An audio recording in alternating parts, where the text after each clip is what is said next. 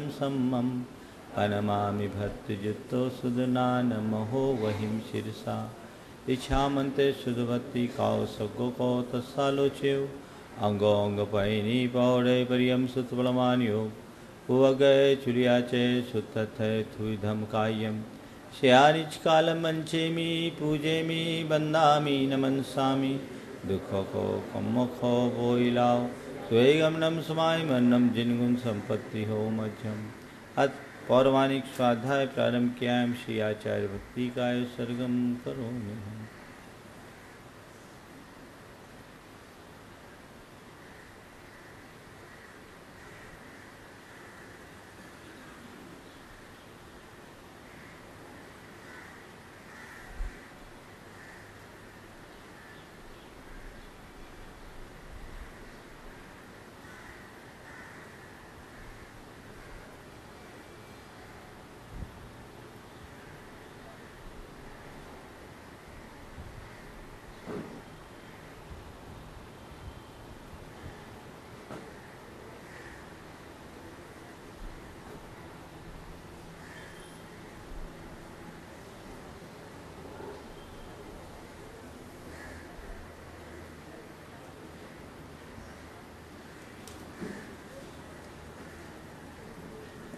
श्रुत जलधि पारिगे भय शपरमद विभावना पटुमतिभ्य सुचरित तपोनिधिभ्यो नमो गुरुभ्यो गुण गुरुभ्य छत्तीस गुण समज्ञे पंच विहाचार्य करन संदर्शे शिष्यानुग्रह कुशले धम्माये सदा बंदे गुरु भक्ति संयमेन तरन्ति संसार सायरम घोरम छिन्नन्ति अट्ठकमं जम्मन मरणं न पाविन्ति ये नित्यमृतमंत्र होम निरता ध्यानाग्निहोत्राकुला सत्कर्माभिरतास्तपोधन धना साधु क्रिया साधव शील प्रावरणा गुण प्रहरणा चंदार्कृते जोधिका मोक्षद्वार कपाट पाटन भटा प्रीणन्तु मां साधव गुरवः पान्तु नो नित्यं ज्ञान दर्शन नायकाः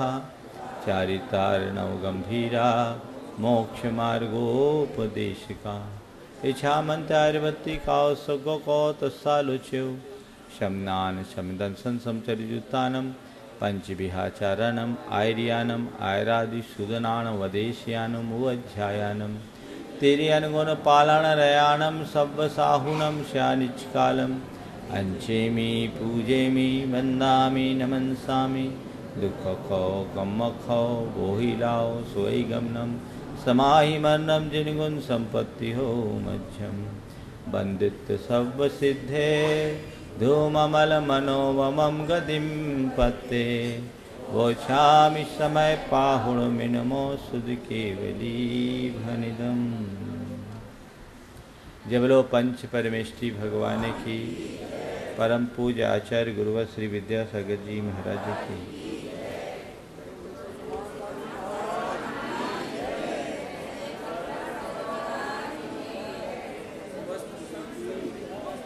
बात समय सार की है।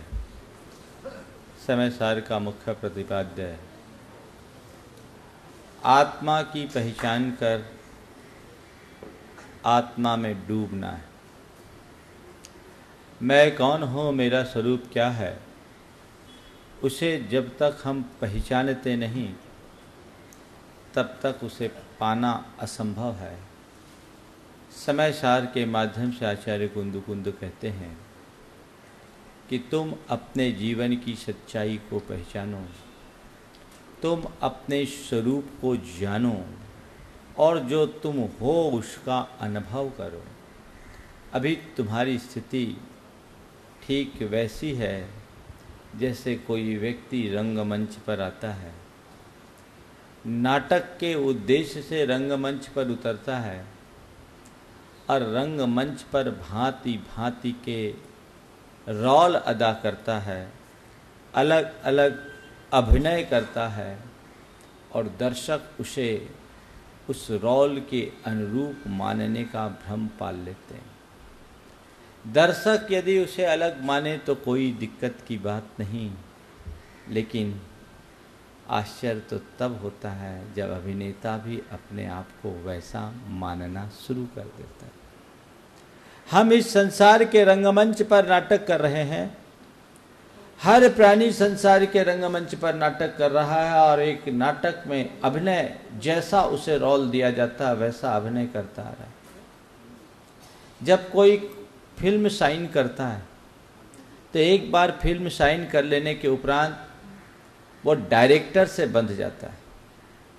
डायरेक्टर जैसा कहेगा उसे वैसा रोल अदा करना पड़ता है, क्योंकि उसने फिल्म को साइन कर लिया और अपना 100% उसमें उसे समर्पित करना पड़ता है, तब कहीं जाकर उसका अभिनय बन पाता है।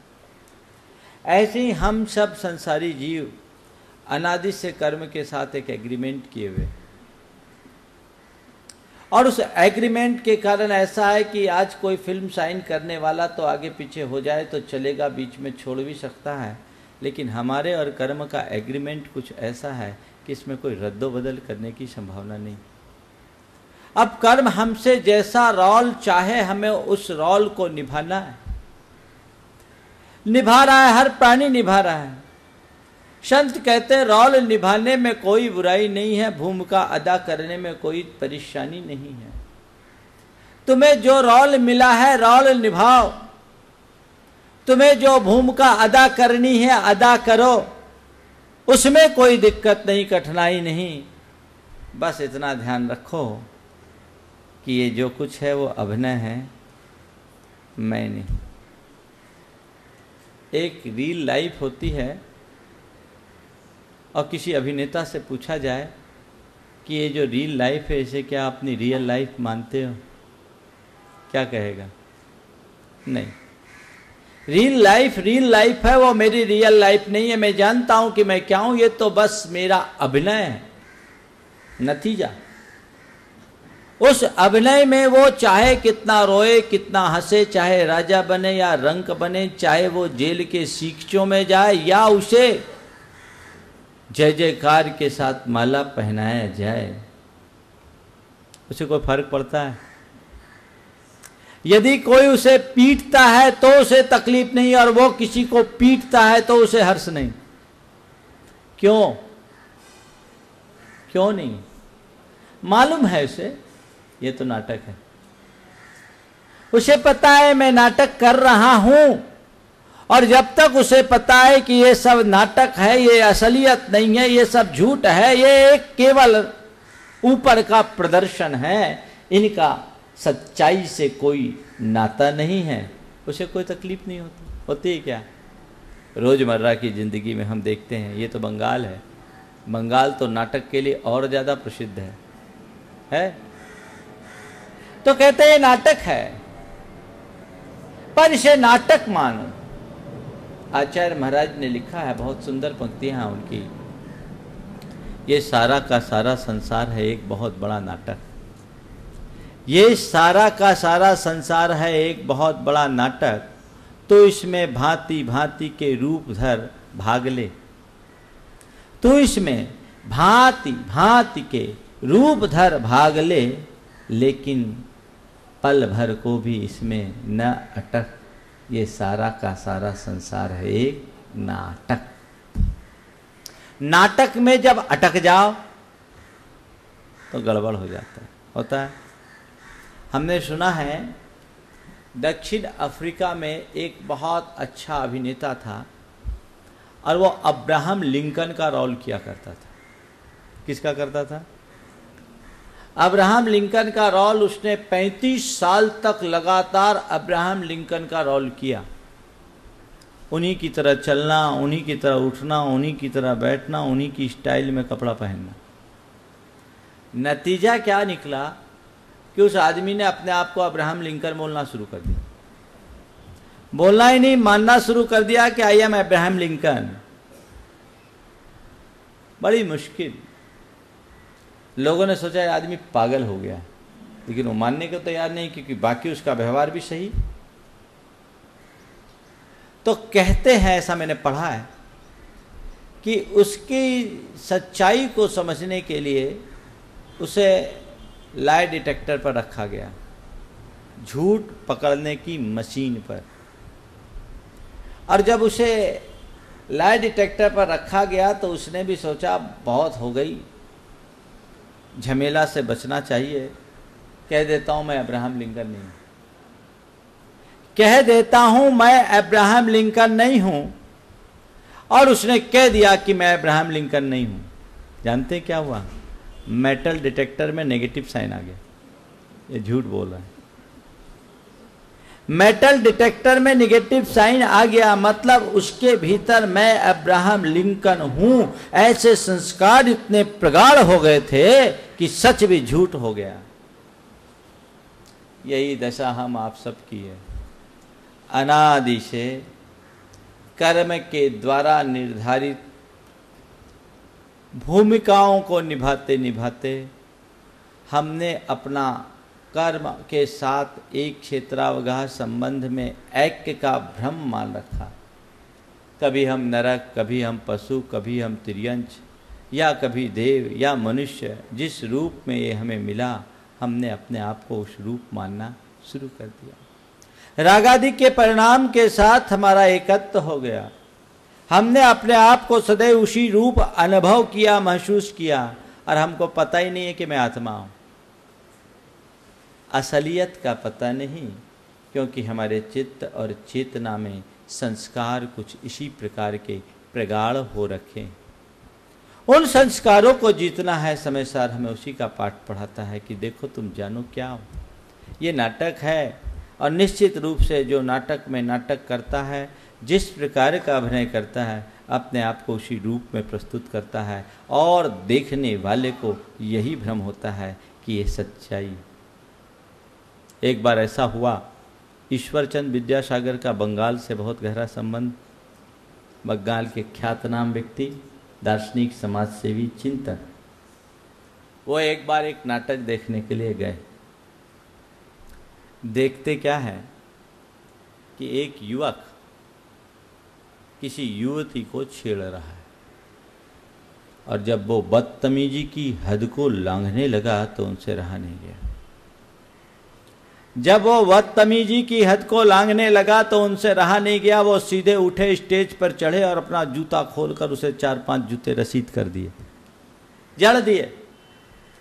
सब स्तब्ध, ये क्या? लेकिन उस अभिनेता ने बगैर किसी प्रतिक्रिया के उस जूते को उठाया, अपने माथे पे रखा और कहा, मैं पिछले 20 साल से नाटक कर रहा हूँ। मैं पिछले 20 साल से नाटक कर रहा हूँ और मुझे अपने अभिनय के ढेर सारे अवार्ड मिले, पर आज जैसा अवार्ड नहीं मिला, वो भी ईश्वरचंद विद्यासागर जैसे व्यक्ति के द्वारा। आज जैसा अवार्ड नहीं मिला, वो भी ईश्वरचंद विद्यासागर जैसे व्यक्ति के द्वारा। इन्होंने मुझे जो मारा, मैं इसे अपने अभिनय की सफलता मानता हूं, क्योंकि किसी भी अभिनेता के अभिनय को सच मान लेना ही उसके अभिनय की सबसे बड़ी सफलता है। विद्यासागर जी ये भूल गए कि ये नाटक है। वो ये भूल गए कि ये नाटक है, और सच समझ गए, सब अटक जाते हैं। आचार्य कुंद कहते हैं, इसमें भी कोई हर्जा नहीं, कोई दूसरा तुम्हारे नाटक को सच समझ लेने दो, लेकिन तुम ही अगर नाटक को करते करते भूल जाओ कि मैं नाटक कर रहा हूं, तो ये बहुत गड़बड़ की बात है। सच्चाई यही है कि तुम्हें पता नहीं कि तुम कौन सा स्वांग रच रहे हो। ये ऊपर का स्वांग है, इस स्वांग को मत देखो, अपने भीतर के स्वरूप को देखो। तुमने आज तक न जाने कितने प्रकार के नाटक किए और कितने प्रकार की भूमिकाएं निभाई, लेकिन ये भूमिकाएं छोड़ो, अपने आप को देखो। नाटक बना तो बहुरूपिया बना है। बहुरूपिया वही बनता है जिसे अपने स्वरूप का बोध नहीं। स्वरूप को पहचान लोगे तो बहुरूपिया बनने की जरूरत नहीं पड़ेगी। बहुरूपिया कौन बनता है? बहुरूपिया वो बनता है जिसे दीनहीनता की अनुभूति होती है। अपने जीविका के लिए बहुरूपिया बनता है, लोगों को अलग अलग रूप दिखाकर रिझाने की कोशिश करता और उनसे कुछ रुपया वसूलता। बहुरूपिया वही। कोई धन्ना सेठ बहुरूपिया बनता है क्या? आपने देखा आज तक?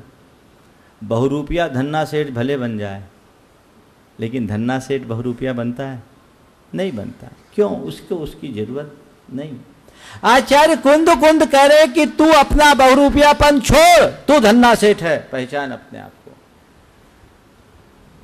मुश्किल यही है कि तुझे तेरे स्वरूप का पता नहीं, इसलिए ये बहुरूपियापन तू बार बार धारण करके दीनहीन बन रहा है। कभी रोता है, कभी हंसता है, कभी हर्ष करता है, कभी विषाद करता है, कभी तुझ में आशा होती, कभी निराशा होती, कभी तुम अपना उत्थान महसूस करते हो, कभी पतन महसूस करते हो, कभी तुम्हारे अंदर उल्लास होता है तो कभी उदासी होती है, कभी तुम उत्सव में भरे रहते हो तो कभी अवसाद में ग्रसित हो जाते हो। ये जो पल पल का परिवर्तन है, ये तुम्हारे स्वरूप के अनभिज्ञता का परिणाम है।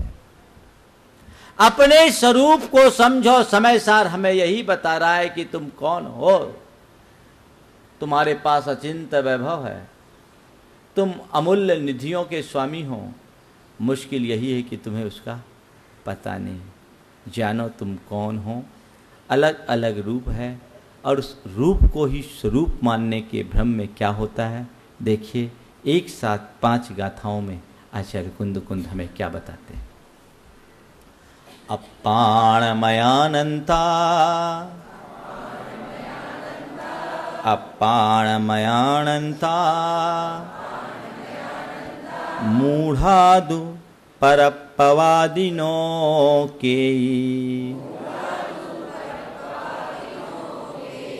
मूढ़ादु परपवादिनो कोई जीवम अध्यवसानम जीवम अध्यवसानम कम्मं च तः परुविन्ति कम्मं च तः परुविन्ति औरे अध्यवसाने औरे अध्यवसाने सुतीव्र मंदानुभावगम जीवम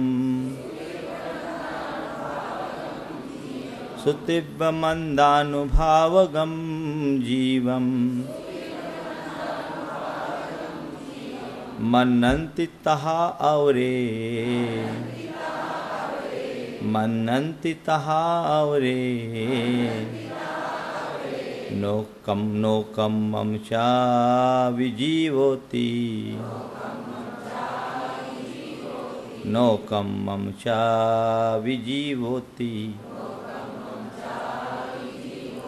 कम्मसुदयं जीवम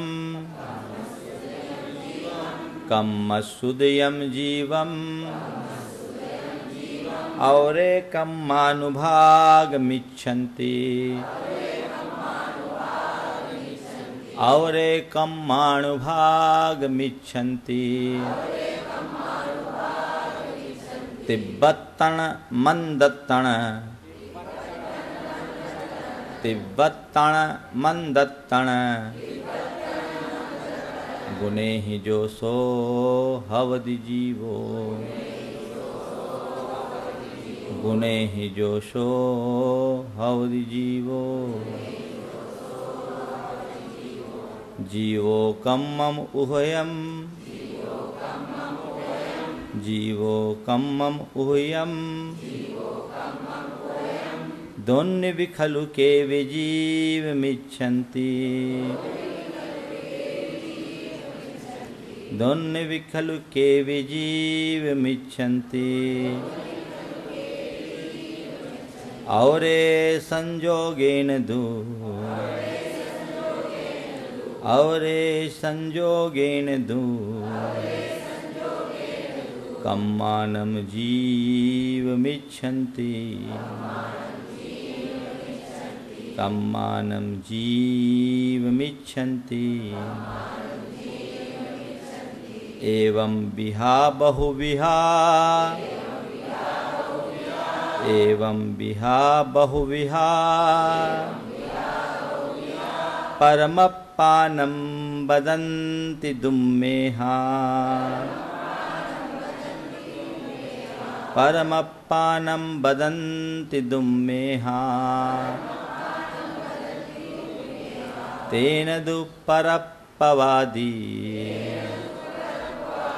तेन दुपरप्पवादी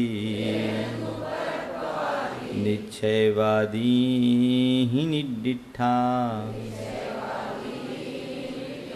निश्चयवादी ही निडिठा।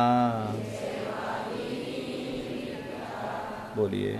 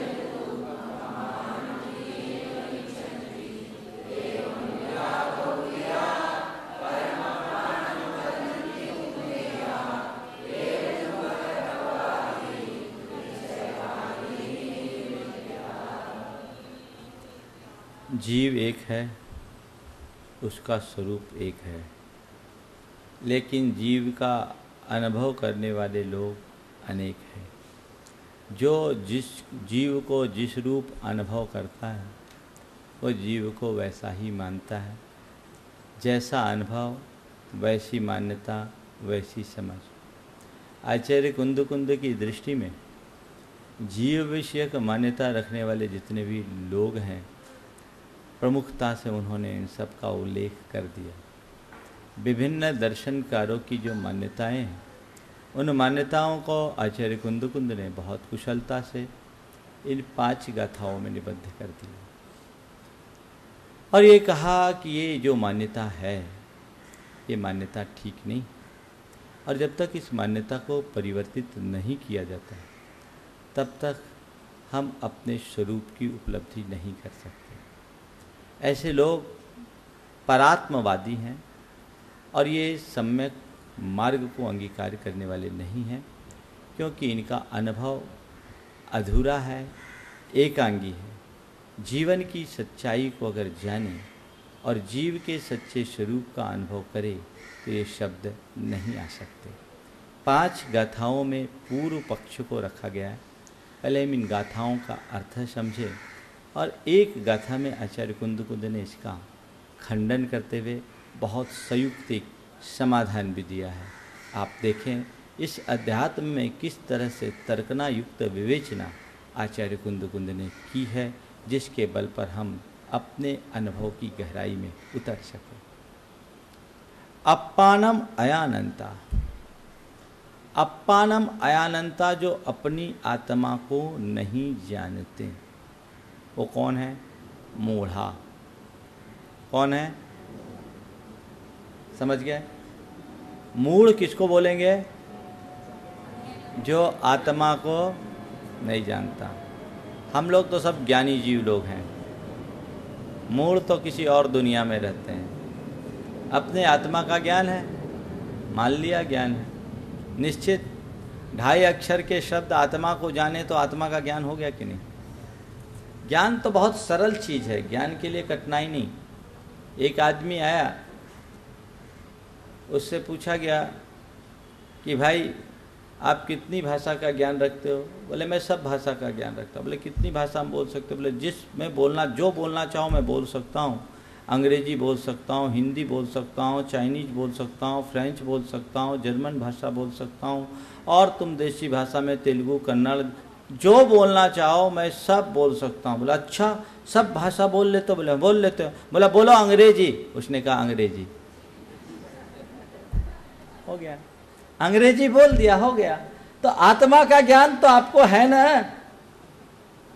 है कि नहीं है? है। आत्मा जानते हो, ऐसा ज्ञान हो तो गड़बड़ हो जाएगा, गड़बड़ हो जाएगा। आचार्य कुंद कुंद कह रहे हैं अपानम अयानंता मूढ़ा, जो अपनी आत्मा को नहीं जानता वो क्या है? मूढ़। अगर आपको कोई मूढ़ बोल दे तो बुरा लगेगा? लगेगा कि नहीं लगेगा? सच बहुत मुश्किल से हजम होता है ना? अगर कोई मूढ़ बोल दे तो तकलीफ होती है। मूढ़ मानने के लिए अपने आप को हम तैयार नहीं। आचार्य कुंद कुंद कहते हैं कि चाहे तुम कितने विज्ञानी क्यों न कहलाओ, यदि अपनी आत्मा के स्वरूप को नहीं जानते तो तुम मूढ़ ही हो, परम मूढ़। के परप्पवादिनो, ये कौन है जो आत्मा के स्वरूप को नहीं जानते, मूढ़ है? वो क्या करते हैं? आदमी आवादिनो, पर को आत्मा मानने वाले। क्या? परप्पवादी, पर को आत्मा मानने वाले। जिसने आत्मा के स्वरूप को नहीं जाना वो परात्मवादी है। पर कोई आत्मा जानता, क्योंकि उसका परिचय ही पर से हुआ है, स्व से हुआ ही नहीं, तो पर ही तो बोलेगा। जिसने स्व का परिचय नहीं किया, जिसे अपने आत्मा के चिद स्वरूप का आभास नहीं हुआ, जिसने अपने चैतन्य स्वरूप आत्मा को आज तक जाना नहीं, पहचाना नहीं, और अपनी आत्मा को जिस रूप में जाना, पहचाना या अनुभव किया है, वो अपने आप को उसी रूप तो मानेगा कि भिन्न मानेगा? कोई मानेगा। ऐसे परात्मवादी वे सब क्या हैं? कूपमंडू। क्या है कूपमंडू? कौन होता जानते हो? मानसरोवर का राजहंस एक दिन एक कुएं के पास पहुंचा। कुएं के मेढक ने उसे देखकर पूछा कि भाई तुम इतने विशाल कैसे, इतने सुंदर कैसे, किस प्रदेश में रहते हो? उसने कहा कि मैं मानसरोवर में रहता हूं। ये मानसरोवर कहाँ है? बोला कैलाश पर्वत के शिखर पर, हिमाच्छादित पर्वत के बीच में एक विशाल काय मानसरोवर है जो कभी जमता नहीं। अच्छा, कितना बड़ा है? बहुत बड़ा है। कितना बड़ा? बहुत बड़ा। बोले अच्छा। उसने अपनी एक टांग फैलाई, कहा इतना बड़ा? बोला नहीं, इससे भी बड़ा। दोनों टांग फैलाई और कहा इतना बड़ा? बोला इतना बड़ा, और बड़ा, बहुत बड़ा।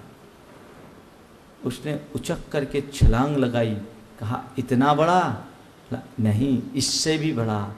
उसने पूरे कुएं के घेरे को इशारा किया, कहा इतना बड़ा? बोला नहीं, इससे भी बड़ा। बोला हो ही नहीं सकता, इससे बड़ा कोई सरोवर नहीं हो सकता। हमारी जिंदगी बीत गई, जो भी सरोवर है वो इतना ही बड़ा, इससे बड़ा हो ही नहीं सकता। अब उसको राजहंस क्या बोले? क्या बोलेगा? कुछ नहीं बोलेगा। ऐसे ही परात्मवादियों की ये कहानी है, जिन्हें जब स्वरूपज्ञ संत बताते हैं कि तेरा स्वरूप कुछ और है, वो कहता है ये देह रूप है, नहीं। ये मेरे अंदर के विचार रूप है, नहीं। राग देश रूप है, नहीं। काम क्रोध लोभ रूप है, नहीं। मेरे भीतर जो शुभाशुभ संकल्प विकल्प उत्पन्न हो रहा है उस रूप है, बोला नहीं। मेरे अंदर जो कर्म की परिणति चल रही है उस रूप है, नहीं। तो बोलता फिर है क्या? फिर बातें हैं। जो अनुभव है मैं तो कुएं का मंडूक हूं, उससे बाहर मैं कुछ जानता ही नहीं, उसको बोलते हैं परात्मवादी मूढ़। आत्मा के ज्ञान से शून्य। समझ में आ गया? ऐसे लोग क्या बोलते हैं? जीवम अध्यवसानम कम्मम च तहा परविंती। जीवम, जीव को, अध्यवसान। अध्यवसान किसको बोलते हैं? अध्यवसान का मतलब होता है हमारे अंतरंग में उत्पन्न होने वाले परिणाम। अध्यवसान का शाब्दिक अर्थ क्या है? अंतरंग में उत्पन्न होने वाले परिणाम। हमारे भीतर जो राग देश रूप परिणाम उत्पन्न होते हैं, ये क्या है? अध्यवसान। तो हमारे भीतर की ये जो राग देशात्मक परिणति है, उसको ही जीव मान लेते। अथवा थोड़ा आगे बढ़ें तो उस राग द्वेष की परिणति को जन्म देने वाला जो कर्म है उसको जीव मान लेते हैं। मेरे भीतर ये रागादि रूप विकार है, उसे कर्म मानते हैं या उसे जीव मानते हैं, अथवा जो कर्म है उसे जीव मानते हैं। आचार्य कुंद कहते हैं अगर तू किसी दृष्टि विशेष से माने तो बात समझने की है, एकांत से मानेगा तो ये कतई संभव नहीं। रागादिक विकार जीव में ही होते हैं, इसलिए कदाचित उसे जीव के कह दो व्यवहार से चलेगा, लेकिन वे जीव के नहीं हैं और जीव रूप नहीं है, क्योंकि वे विभाव है, स्वभाव नहीं। बात समझ में आ रही? ये विकार है, कर्म के उदय से उत्पन्न विकार है। विकार कभी स्थायी नहीं रहता, विकार कभी टिकाऊ नहीं होता, वो बदलता जाता है। तो ये रागादि के विकार को तुम स्वभाव मत मानो, ये अलग अलग है, इनका स्वरूप अलग अलग है। जैसे अंगार और उसका कालापन भिन्न भिन्न है, वैसे ही जीव और उसके भीतर के रागादि विकार दोनों भिन्न भिन्न हैं। इसे समझो। लेकिन जो इसे नहीं समझता वो इन्हें एक रूप मानता है, कर्म को आत्मा रूप मान लिया। हाँ, भाव जीव करता है पर जीव का भाव नहीं है, स्वभाव नहीं विभाव। व्यवहार से भले जीव का मान लो, निश्चय से ये जीव नहीं। रागादिक में आत्मबुद्धि रखना अज्ञान है, इन्हें विकार मानो, ये हमारा स्वभाव नहीं। हाँ महाराज, ये जड़ के हैं मान लें तो इस माइक को राग द्वेष क्यों नहीं है? ठीक है, माइक में राग द्वेष नहीं है क्योंकि इसमें रागादि रूप परिणमन करने की शक्ति नहीं है। जीव में राग द्वेष है क्योंकि उसमें रागादिक रूप परिणमन करने की शक्ति है। तो फिर महाराज जीव के हो गए? नहीं, जीव के नहीं है, जीव में है। जीव के होते तो कभी जीव से अलग नहीं होते, जीव के होते तो जीव से कभी अलग नहीं होते। जीव में है, पर के निमित्त से उत्पन्न हुए, ये औदैहिक भाव हैं, ये विकार है, कर्म के उदय से उत्पन्न परिणति है, जीव के नहीं। कर्मोदय शांत होगा, हट जाएगा। और आगे इसमें और सूक्ष्म हो गया। अद्यवसानेषु तीव्र मंदानुभावगम जीवम मनंती। अद्यवसान यानी रागादिक परिणामों में जो हमारे भीतर तीव्र और मंद अनुभाग बनता है, उनकी शक्ति की तीव्रता मंदता होती है, उसको जीव मानते हैं। या हमारे भीतर जो साता असाता रूप परिणाम है उसको जीव मानते हैं। बोले ये भी जीव नहीं है तो ये भी कर्म की संतान। आगे बढ़ा, औरे तहा नोकम्मम जीवोत्ति। और कुछ लोग नो कर्म को जीव मानते हैं। नो कर्म यानी हमारा ये शरीर, जो चलता फिरता शरीर, यही तो जीव है, इसके अलावा और क्या है? एक ने कहा महाराज जीव तो कुछ है ही नहीं, आत्मा होती तो दिखाई पड़ती, जो दिखाई पड़ता वही है, जो दिखाई नहीं पड़ता वो नहीं। कई लोगों की ऐसी धारणा है, ब्लड का सर्कुलेशन चल रहा है। आज का भौतिकवाद तो यही कहता है। पुराने ज़माने में चारवाक दर्शन था जो ये कहता था। ये सभी दर्शनकारों की मान्यताओं को आचार्य कुंद ने रखा। मैंने दर्शन शास्त्रीय व्याख्या यहाँ इसलिए नहीं की क्योंकि मुझे उस स्तर के श्रोता सामने नहीं दिख रहे। मैं आपके हिसाब की बात यहाँ कर रहा हूँ। आचार्य कुंद बहुत हाइट पर बैठ के बात कर रहे हैं। ये सारे प्रश्नों को उठाने का प्रयोजन ये है कि विभिन्न दर्शनकारों के साथ आप उनकी बातों को समझें और उसके बाद जिनेंद्र भगवान के द्वारा प्रतिपादित तत्व पर सम्यक श्रद्धान करें। क्या करें? कम्मस उदयम जीवम। हाँ, बात मैं कर रहा था कि कुछ लोग शरीर को ही जीव मानते हैं। शरीर जीव है तो प्राण निकलने के बाद क्या होता है? शरीर तो जो कहते हो, शरीर जो कहते हो है कि नहीं? चेतना कहाँ गया? चेतना कहाँ गई? वैज्ञानिकों के पास आज तक ऐसा कोई साधन नहीं हुआ जिसके आधार पर वो आत्मा को पकड़ सके। पकड़ नहीं सकते क्योंकि अमूर्त को मूर्त आलम्बन से जाना ही नहीं सकता। लेकिन आज तक आत्मा के अस्तित्व को नकारने की ताकत भी वैज्ञानिकों के पास नहीं।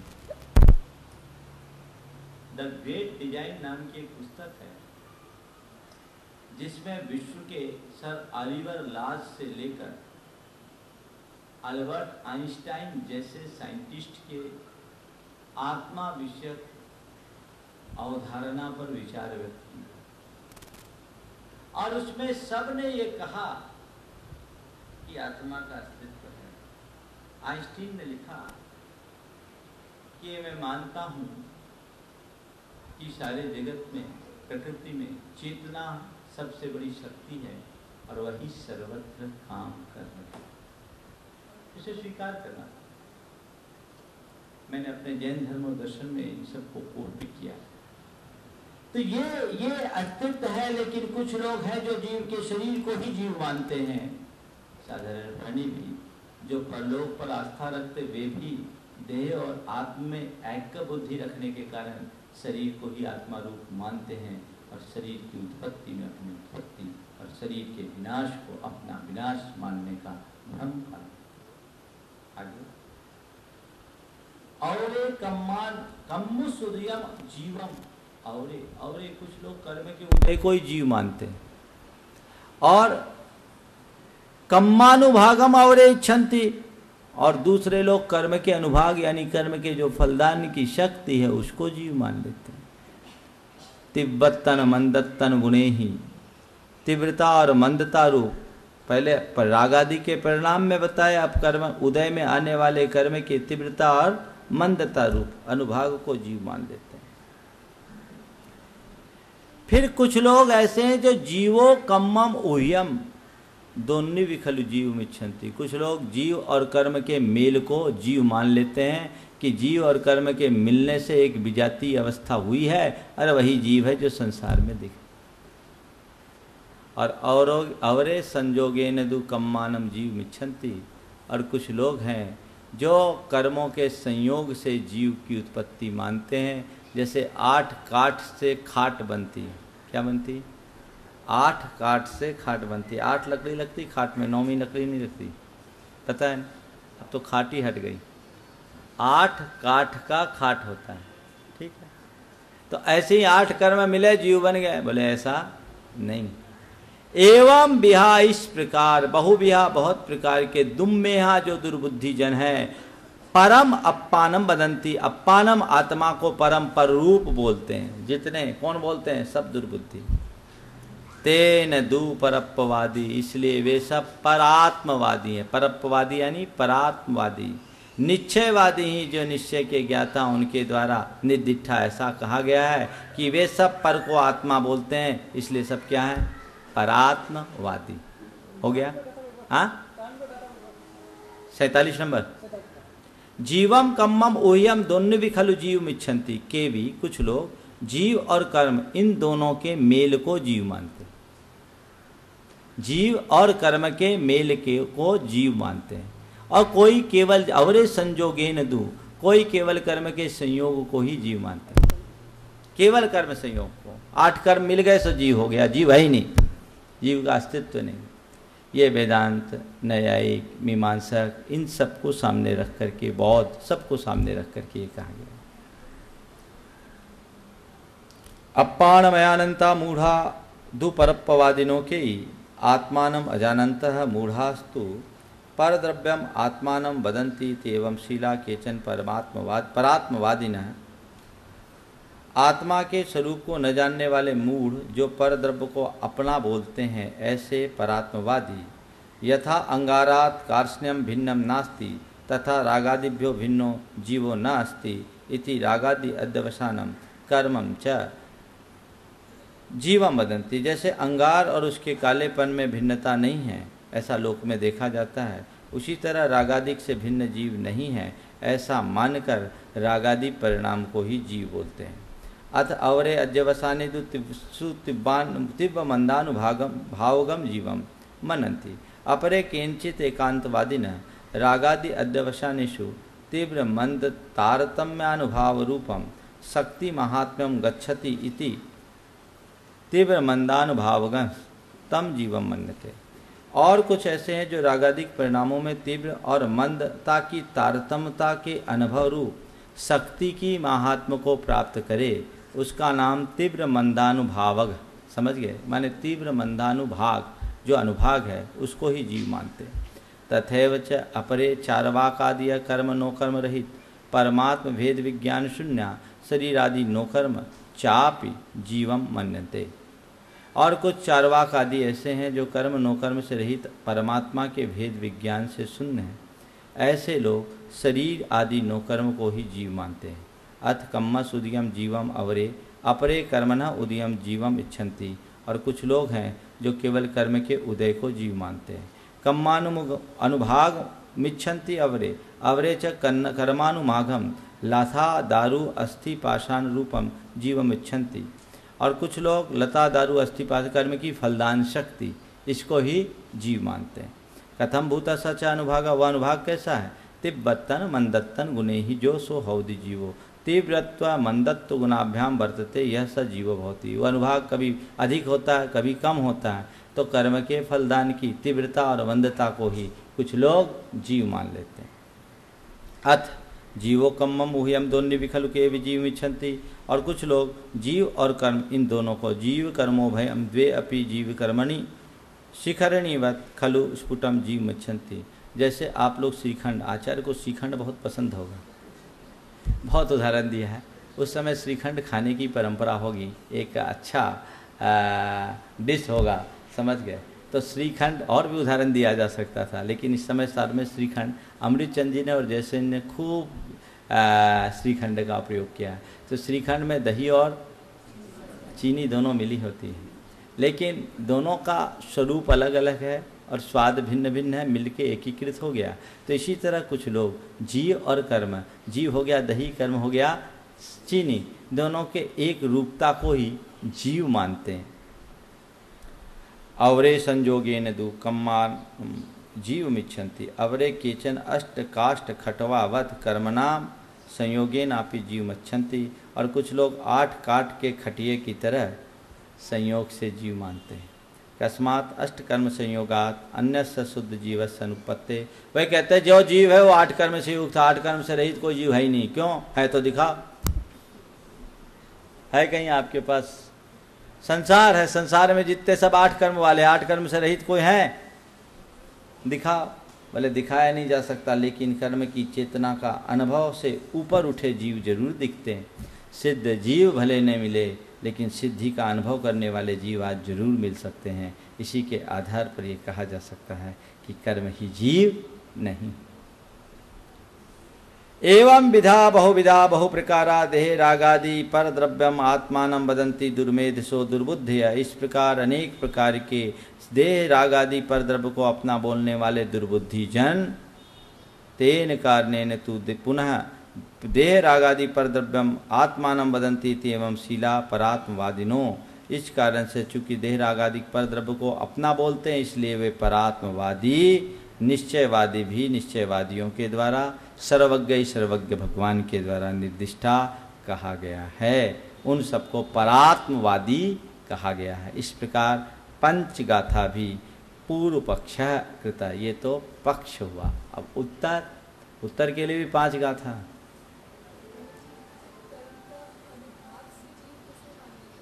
अभी उत्तर देंगे। मान लेते हैं कर्म के अनुभाग को, ये जो बौद्ध लोग हैं ना, क्षणिका सर्व संस्कार, कर्म के उदय से उत्पन्न संस्कार को ही जीव मानते हैं।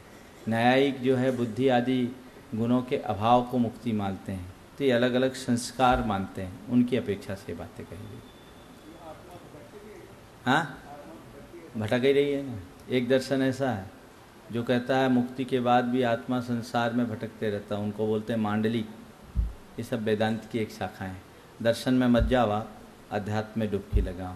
मैंने चला करके वो व्याख्या नहीं की, नहीं तो सब आप सबके ऊपर से जाता, समझ गए। तो श्रोता के अनुरूप बात करना। हाँ, यहाँ से सिद्धि अवस्था तक जाने में एक समय, 3 समय, मैक्सिमम 3 समय। समय काल की सबसे सूक्ष्मतम इकाई एक पुद्गल परमाणु आकाश के एक प्रदेश से दूसरे प्रदेश को क्रॉस करने में, या यूं कहे एक परमाणु दूसरे परमाणु को जितनी देर में क्रॉस करे उसका नाम एक समय। आप एक कदम रखते हैं तब तक अनंत परमाणु को क्रॉस कर सकते हैं। आपकी एक पलक झपकती है तब तक अनंत समय हो जाता है। ऑलरेडी डेवलप होता है, वहाँ जाके पहुँचने के बाद खुद उसको बनाना पड़ता है। वो विषय अलग आगे आएगा। एदे सव्वे भावा, एदे सव्वे भावा, पुग्गल दब्ब परिणाम निपन्ना, पुग्गल दब्ब परिणाम निपन्ना, केवल जिन्हें ही भनिया, केवल जिन्हें ही भनिया, किहिते जीवो तिवुच्यन्ति।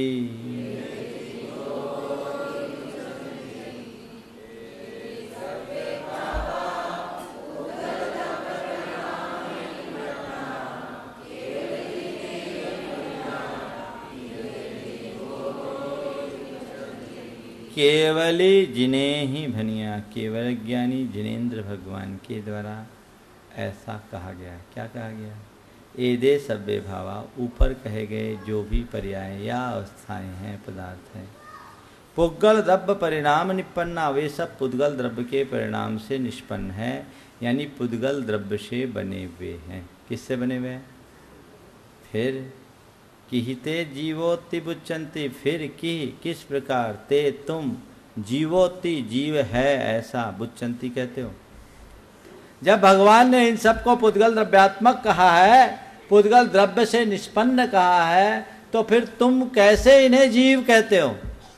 बड़ी अजीब बात। ये जीव नहीं। देखिए टीका, एक एक प्रश्न का उत्तर इस गाथा के माध्यम से टीकाकार ने दिया। एते सर्वे देह रागादिय कर्म जनित पर्याया पुद्गल द्रव्य कर्मोदय परिणामेन निष्पन्ना, ये जितने शरीर रागादिक कर्म जनित पर्याय हैं, क्यों? पुद्गल द्रव्य कर्म के उदय से उत्पन्न हुए हैं। बिना पुद्गल कर्म के राग होगा? अगर होगा तो सिद्ध जीवों में भी हो। हमारे साथ कर्म का संबंध है इसलिए हमको राग है। इस माइक और पुस्तक के साथ कर्म का संबंध नहीं है, इसको राग नहीं। केवली जिन्हें ही भनिया किहिते जीवोति बुच्चन्ति उच्चन्ति, केवली जिन्हें ही सर्वज्ञ ही कर्म जनिता इति भनिता। ये मैं मन से नहीं बोल रहा हूँ, ऐसा भगवान ने, जिनेन्द्र भगवान ने इन सबको कर्म जनित कहा है। कथम ते निश्चयन जीवा इति उच्चन्ते, न कथमपि, फिर निश्चय से वो जीव कैसे कहला सकते हैं? कदापि नहीं। किंच विशेष, अब इसी को विशेष बताते हैं। अंगारात कार्ष्ण्यवत रागादिभ्यो भिन्नो जीवो, जैसे अंगार और उसकी कालिमा भिन्न भिन्न है, देखने में एक लगती है लेकिन दोनों अलग अलग है, इसी प्रकार रागादिक से जीव भिन्न है, जीव अलग है और रागादि परिणाम अलग है। नास्ति इति यद भनितम तद अयुक्तम, आपने जो कहा ये ऐसा नहीं है तो ये कहना ठीक नहीं है। कथम इति चेत, क्यों? कहते रागादिभ्यो भिन्न शुद्ध जीवो अस्ति इति पक्ष, परम समाधिस्थ पुरुषे शरीर रागादिभ्यो भिन्नस्य चिदानंद एक स्वभाव शुद्ध जीवस्य उपलब्धिरिति हेतु, और किट्ट कालिका स्वरूपात सुवर्णवत इति दृष्टांत है। पुराने जमाने में अपने बात की सिद्धि के लिए 3 आधार दिए जाते थे, पक्ष, हेतु और दृष्टांत। आज भी जब आर्गुमेंट होते हैं तो ये तीनों बातें नए संदर्भ में जोड़े जाते हैं, अपना पक्ष रखा जाता है, उसके लिए लॉजिक दिया जाता है, और यदि कुछ हो तो नजीर दी जाती है, दृष्टांत दिया जाता है। तो न्यायशास्त्र का एक नियम था कि कोई बात आपको सिद्ध करनी है तो वो पक्ष पहले रखें, उसके एक हेतु को रखें, फिर उसके अनुकूल उदाहरण को रखें। यहाँ आचार्य ने कहा कि हम अपनी बात कह रहे हैं कि रागादिभ्यो भिन्न शुद्ध जीवो अस्ति इति पक्ष है। राग देशादिक से भिन्न कोई शुद्ध जीव है, ये तो हमारा पक्ष है। क्यों? परम समाधिस्थ पुरुषे शरीर रागिद्भ्यो भिन्नस्य चिदानंदेक स्वभाव शुद्ध जीवस्य उपलब्धे रीति हेतु। क्योंकि जो परम समाधि में स्थित पुरुष है उसको शरीर रागादिक से भिन्न चिदानंद एक स्वभाव शुद्ध जीव की उपलब्धि होती है, इसलिए उसे वो देखा जाता है। और हेतु हो गया, अब उदाहरण दे दिया। किट्ट कालिमा का स्वरूपात सुवर्णवत, जैसे किट्टिमा और कालिमा से रहित सोना होता है। सोना जब हमको मिलता है, सोने का ओर जो होता है उसमें क्या होता है, सब कुछ मिला हुआ होता है, लेकिन जब उस ओर को तपाया जाता है तो शुद्ध सोना निखरता है। तो उदाहरण दिया, जैसे ओर में कालिमा किट्टिमा रहती है, उसे हटा देने पर 100 टन सोना, 24 कैरेट का सोना निकल जाता है, शुद्ध सोना निकल जाता है। ऐसे ही कर्म की कालिमा से रहित शुद्ध जीव की भी उपलब्धि हो सकती है। तो पक्ष, हेतु और दृष्टांत तीनों से ये बात सिद्ध कर दी कि ये जीव रागादि से रहित है। किंच अंगार दृष्टांतों भी न घटते। अब उनकी बात को काटने के लिए करें कि आपने अंगार और उसके कालेपन का उदाहरण दिया कि अंगार और कालापन दोनों अलग अलग नहीं हैं, ये आपका उदाहरण फिट नहीं बैठता। हमारे हिसाब से अंगार और उसकी कालिमा अलग अलग है। क्यों? कथम इति चेत, क्यों? यथा सुवर्णस्य पीतत्वम अग्निरुषत्वम स्वभावः तथा अंगारस्य कृष्णत्व स्वभावस्य तो पृथक्त्वम कर्तुम न आयाति। जैसे सोने का पीलापन और अग्नि का उष्णपना उसका स्वभाव है, वैसे अंगार के कालेपन को अलग नहीं किया जा सकता, और जो अलग नहीं किया जा सकता वो सदा एक है। तो यदि रागादि रूप मानते हैं तो जीव कभी रागादि से रहित हो ही नहीं सकता। रागादयस्तु विभावा, ये रागादिक विभाव है। स्फटिक उपाधिवत, जैसे स्फटिक मणि के सामने जो वस्तु रख दी जाए उसमें वैसा प्रतिबिंब हो जाता है। तथा तेषाम निर्विकार शुद्धात्मानुभूति बलेन पृथक कर्तुम शक्यते, इसलिए उनको रागादि को अपने विकार रहित शुद्धात्मा की अनुभूति के बल से पृथक किया जा सकता है। अंगार अगर हो तो अंगार की कालिमा को भी कथनचित अलग माना जा सकता है। यद्यपि उक्तम अष्ट काष्ठ संयोग खटवावद अष्टकर्म संयोग एव जीव अस्ति जीव तदपि अनुचितम। आपने ये जो कहा 8 काठ के योग से खाट बनने की तरह 8 कर्म का योग ही जीव है, ये कहना भी ठीक नहीं। क्यों? अष्ट कर्म संयोगाद भिन्न शुद्ध जीव अस्ति इति पक्षवचनम। 8 कर्मों से रहित शुद्ध जीव है, ये हमारा पक्ष है। अष्ट काठ संयोग खटवा साई न पुरुषस्य इव परम समाधिस्थ पुरुष अष्टकर्म संयोगात पृथक भूतस्य शुद्ध बुद्ध एक स्वभाव जीवस्य उपलब्ध रीति हेतु दृष्टांत सहित हेतु। और कहते हैं जैसे 8 काठ के संयोग वाले खाट पर सोने वाला पुरुष उससे अलग होता है, इसी तरह परम समाधि में स्थित पुरुष 8 कर्म रूपी खाट पर उससे अलग सोते हैं। ये उदाहरण हो गया। और ऐसे उनसे पृथक भूत शुद्ध बुद्ध एक स्वभाव जीव रूप स्वभाव की उपलब्धि देखी जाती है, ये उदाहरण हो गया। तो ये हेतु और उदाहरण और हेतु दोनों एक साथ दे दिया। किंच देह आत्मनोर अत्यंतम भेद इति पक्ष भिन्न लक्षण लक्षितत्वात् इति हेतु और जला अनलवत इति दृष्टांत। सार की बात यह है कि जीव और आत्मा में अत्यंत भिन्नता है। क्यों? क्योंकि दोनों का लक्षण भिन्न भिन्न है।